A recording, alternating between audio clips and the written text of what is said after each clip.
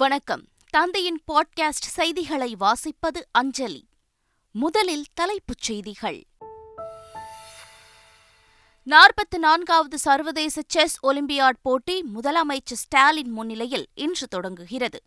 சென்னையில் நடைபெறும் துவக்க விழாவில் பிரதமர் மோடி பங்கேற்கிறார். பிரதமர் மோடிக்கு உற்சாக வரவேற்பு அளிக்க தமிழக பாஜக ஏற்பாடு. பாதுகாப்பு பணியில் 20,000 போலீசார். வாகன தணிக்கை தீவிரம். செஸ் ஒலிம்பியாட் போட்டி நடைபெறும் மகாபலிபுரத்தில் முதலமைச்சர் ஸ்டாலின் நேரில் ஆய்வு. செஸ் விளையாடி இந்திய வீரர்களுடன் கலந்துரையாடி முதலமைச்சர் மகிழ்ச்சி. செஸ் ஒலிம்பியாட் போட்டியால் விழாக்கோலம் பூண்டது மாமல்லபுரம். சென்னை வந்த செஸ் ஒலிம்பியாட் ஜோதிக்கு சிறப்பான வரவேற்பு. மின்கட்டண உயர்வை கண்டித்து சென்னையில் அதிமுக ஆர்ப்பாட்டம். மேடையில் பேசிய எடப்பாடி பழனிசாமிக்கு திடீர் மயக்கம். தமிழகத்தில் 4 நாட்களுக்கு கனமழைக்கு வாய்ப்பு. சென்னை வானிலை ஆய்வு மையம் தகவல். வெஸ்ட் இண்டீஸ் அணிக்கு எதிரான 3வது ஒருநாள் கிரிக்கெட் போட்டி. இந்திய அணி அபார வெற்றி, தொடரையும் கைப்பற்றி சாதனை. TNPL தொடரின் இறுதி சுற்றில் நுழைந்தது சேப்பாக் சூப்பர் கில்லிஸ் அணி. முதல் குவாலிஃபயர் போட்டியில் 5 விக்கெட் வித்தியாசத்தில் நெல்லை அணியை வீழ்த்திய அபாரம். இனி விரிவான செய்திகள். 44வது சர்வதேச செஸ் ஒலிம்பியாட் போட்டியை சென்னை நேரு உள்விளையாட்டு அரங்கில் நடைபெறும் விழாவில் பிரதமர் மோடி இன்று தொடங்கி வைக்கிறார். இதையொட்டி சென்னை வரும் பிரதமர் மோடிக்கு விமான நிலையத்தில் உற்சாக வரவேற்பு அளிக்க தமிழக பாஜக திட்டமிட்டுள்ளது. பிரதமரை தமிழக பாஜக தலைவர் அண்ணாமலை வரவேற்பார் என்றும், INS அடையாறில் மாநில பாஜக நிர்வாகிகள் வரவேற்பார்கள் என்றும் பாஜக தரப்பில் தெரிவிக்கப்பட்டுள்ளது. பிரதமருக்கு கரகாட்டம், மயிலாட்டம் என தமிழ் பாரம்பரிய முறைப்படி உற்சாக வரவேற்பு அளிக்க பாஜகவினர் திட்டமிட்டுள்ளனர். பிரதமர் வருகையொட்டி சென்னையில் 20,000 போலீசார் பாதுகாப்பு பணியில் ஈடுபட்டுள்ளனர். சென்னையில் இன்று மாலை நடைபெறும் 44வது சர்வதேச செஸ் ஒலிம்பியாட் போட்டி தொடக்க விழாவில் பங்கேற்பதற்காக தாம் ஆவலுடன் காத்திருப்பதாக பிரதமர் மோடி தெரிவித்துள்ளார். சிறப்புமிக்க செஸ் ஒலிம்பியாட் போட்டி இந்தியாவில் மற்றும் செஸ் உடன் தொடர்புடைய தமிழகத்தில் நடைபெறுவதை எண்ணி நாம் பெருமை அடைய வேண்டும் என்றும் பிரதமர் மோடி தமது ட்விட்டர் பதிவில் குறிப்பிட்டிருக்கிறார். சென்னை நேரு உள்விளையாட்டு அரங்கில் செஸ் ஒலிம்பியாட் போட்டி துவக்க விழாவுக்கான ஏற்பாடுகளை முதலமைச்சர் ஸ்டாலின் நேரில் பார்வையிட்டார். இதேபோல சர்வதேச செஸ் ஒலிம்பியாட் போட்டி நடைபெறும் மாமல்லபுரத்தில் செய்யப்பட்டுள்ள இறுதிக்கட்ட ஏற்பாடுகளை முதலமைச்சர் MK ஸ்டாலின் நேரில் ஆய்வு செய்தார். செஸ் போட்டியில் பங்கேற்கும் வீரர்களுக்கு செய்யப்பட்டுள்ள வசதிகள் குறித்து அதிகாரிகளிடம் கேட்டறிந்தார். அப்போது அமைச்சர்கள் உள்ளிட்டோர் உடனிருந்தனர். பின்னர் அகில இந்திய செஸ் கூட்டமைப்பு தலைவர் சஞ்சய் கபூருடன் முதலமைச்சர் ஸ்டாலின் செஸ் விளையாடி மகிழ்ந்தார். இந்திய செஸ் விளையாட்டு வீரர்கள் தங்கியுள்ள தனியார் நட்சத்திர விடுதிக்கு சென்ற முதலமைச்சர் ஸ்டாலின் வீரர்களுடன் கலந்துரையாடினார். 44வது சர்வதேச செஸ் ஒலிம்பியாட் போட்டியையொட்டி மாமல்லபுரம் நுழைவு வாயிலில் அமைக்கப்பட்டுள்ள சிற்பத்தூணை முதலமைச்சர் ஸ்டாலின் திறந்து வைத்தார். 45 அடி உயரத்தில் யானை, மயில், சிங்கம் உருவங்களுடன் அமைக்கப்பட்டுள்ள இந்த சிற்பத்தூண் கைவினை கலைஞர் தொழில் வளர்ச்சிக் கழகத்தின் கீழ் கட்டப்பட்டுள்ளது. கடற்கரை உப்புக்காற்று அரிக்காத வகையில் நவீன தொழில்நுட்பத்துடன் இந்த சிற்பத்தூண் அமைக்கப்பட்டுள்ளதாக தெரிவிக்கப்பட்டிருக்கிறது. சென்னைக்கு கொண்டுவரப்பட்ட ஒலிம்பியாட் ஜோதிக்கு அமைச்சர்கள் வரவேற்பு அளித்தனர். 44வது சர்வதேச செஸ் ஒலிம்பியாட் போட்டி இன்று தொடங்க உள்ளதை அடுத்து கடந்த மாதம் 19ஆம் தேதி பிரதமர் மோடி செஸ் ஒலிம்பியாட் ஜோதி ஓட்டத்தை டெல்லியில் தொடங்கி வைத்தார். இந்த ஒலிம்பியாட் ஜோதி சுமார் 75 நகரங்களுக்கு கொண்டு செல்லப்பட்டு கடந்த 23ஆம் தேதி தமிழகம் வந்தடைந்தது. தமிழகத்தின் பல்வேறு நகரங்களுக்கு கொண்டு செல்லப்பட்ட செஸ் ஒலிம்பியாட் ஜோதி தொடர் ஓட்டமாக கொண்டு செல்லப்பட்டு இறுதியாக மாமல்லபுரம் சென்றடைந்தது. பின்னர் சென்னை மாநில கல்லூரி மைதானத்திற்கு கொண்டுவரப்பட்ட செஸ் ஒலிம்பியாட் ஜோதியை அமைச்சர்கள் மா. சுப்பிரமணியன், சேகர்பாபு, மெய்யநாதன், மதிவேந்தன் மற்றும் திமுக MLA உதயநிதி ஸ்டாலின் உள்ளிட்டோர் வரவேற்றனர். பின்னர் பிரபல செஸ் வீரர் விஸ்வநாதன் ஆனந்த் ஜோதியை ஏந்தியபடி பேரணியாக எடுத்து சென்று இறுதியாக செஸ் ஒலிம்பியாட் போட்டி தொடங்கவுள்ள நேரு உள்விளையாட்டு அரங்கிற்கு கொண்டுவரப்பட்டது. செஸ் ஒலிம்பியாட் போட்டி நடைபெறும் மாமல்லபுரம் மற்றும் சென்னை மத்திய கைலாஷ் இடையேயான இலவச பேருந்து சேவையை அமைச்சர் மதிவேந்தன் தொடங்கி வைத்தார். பின்னர் செய்தியாளர்களிடம் பேசிய அவர், மாமல்லபுரம் மத்திய கைலாஷ் இடையே 5 இலவச பேருந்து சேவை தொடங்கப்பட்டுள்ள நிலையில் அதனைத் தொடர்ந்து வழங்குவது குறித்து ஆலோசிக்கப்பட்டு வருவதாக கூறினார்.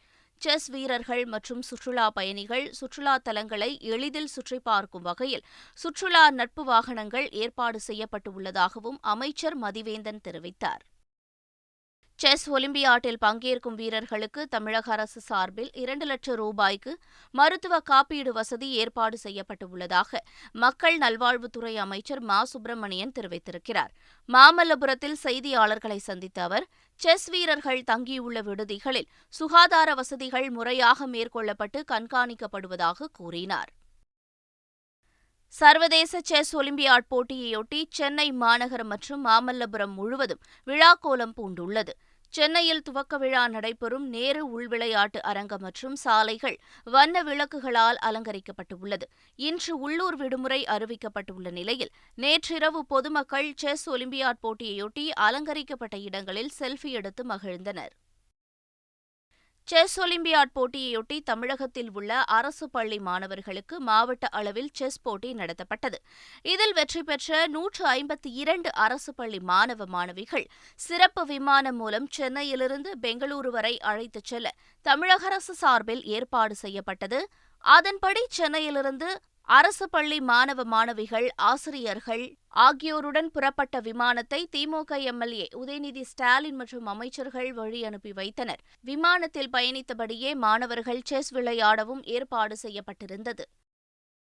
செஸ் ஒலிம்பியாட் போட்டியையொட்டி பல ஊர்களில் விழிப்புணர்வு பேரணி நடைபெற்றது.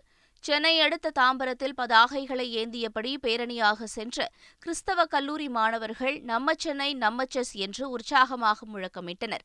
இதேபோல சிதம்பரத்தில் அண்ணாமலை பல்கலைக்கழக மாணவர்கள் செஸ் ஒலிம்பியாட் போட்டி குறித்த விழிப்புணர்வு பேரணி நடத்தினர். சென்னை அடையாறு பகுதியில் செஸ் ஒலிம்பியாட் போட்டி தொடர்பான விளம்பர பதாகைகளில் பிரதமர் மோடியின் புகைப்படம் இடம்பெறவில்லை என கூறி பாஜகவினர் பிரதமர் மோடியின் புகைப்படத்தை ஒட்டினர்.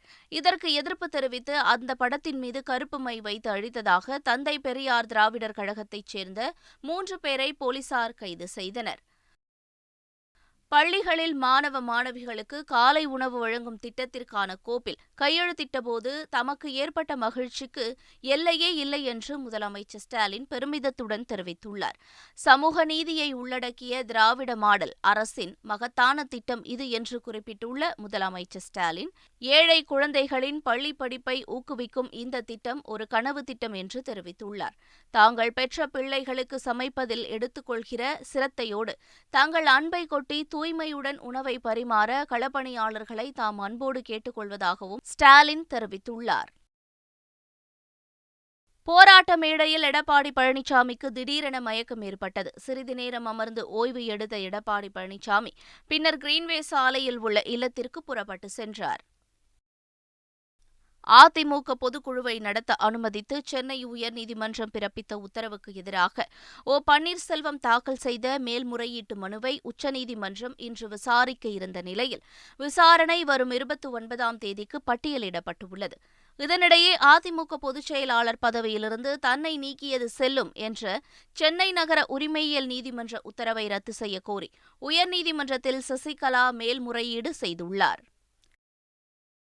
கள்ளக்குறிச்சி மாணவி ஸ்ரீமதி மரணம் தொடர்பாக பள்ளி தாளாளர் உட்பட 5 பேரிடம் 10 மணி நேர விசாரணை நடைபெற்றது.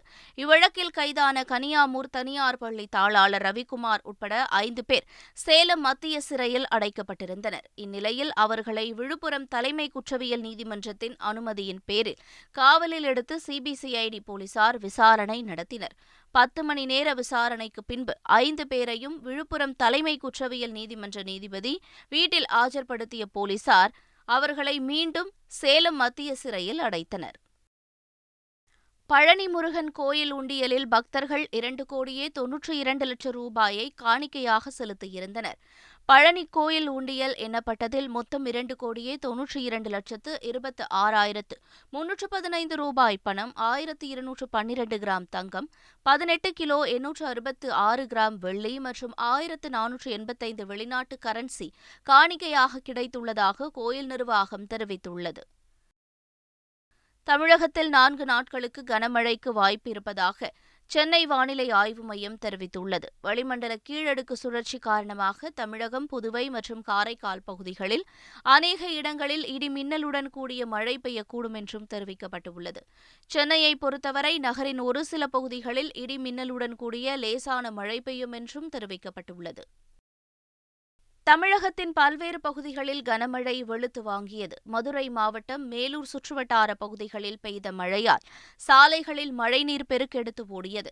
திருப்பூர் மாவட்டம் காங்கேயம், முள்ளிபுரம், நத்தக்காடையூர், மருதுரை, நால்ரோடு, திட்டுப்பாறை உள்ளிட்ட பகுதிகளில் இடிமின்னலுடன் மழை பெய்தது. கொடைக்கானல் பகுதியில் 3 மணி நேரத்திற்கும் மேலாக மழை பெய்தது. இதேபோல திண்டுக்கல் மாவட்டம் நிலக்கோட்டையில் பெய்த கனமழையால் சாலைகளில் மழைநீர் பெருக்கெடுத்து ஓடியது.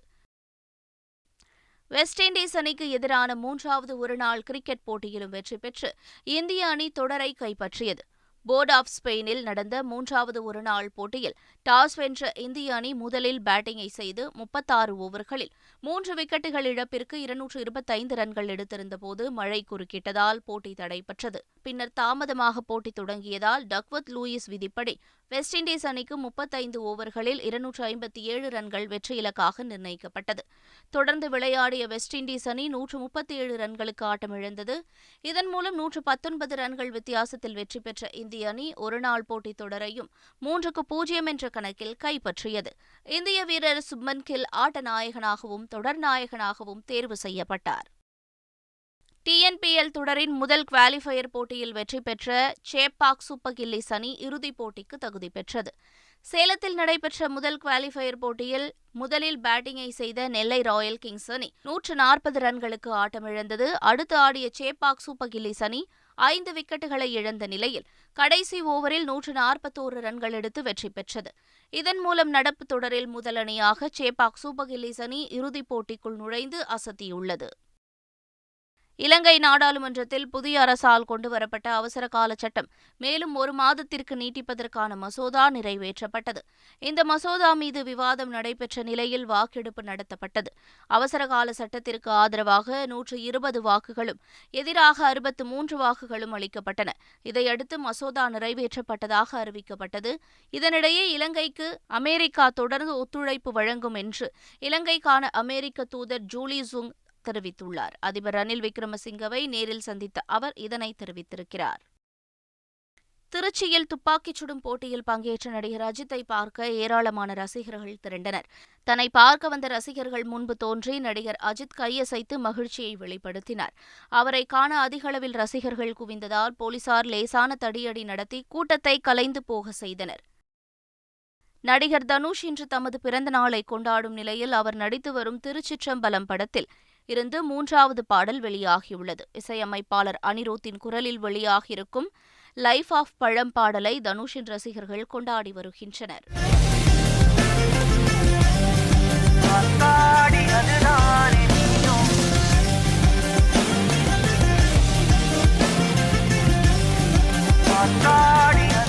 இதனிடையே லெஜண்ட் திரைப்படம் இன்று வெளியானது. இதனையொட்டி சென்னை திரையரங்குகளில் அதிகாலையிலேயே குவிந்த ரசிகர்கள் சிறப்பு காட்சியை கண்டு மகிழ்ந்தனர். மீண்டும் தலைப்புச் செய்திகள்.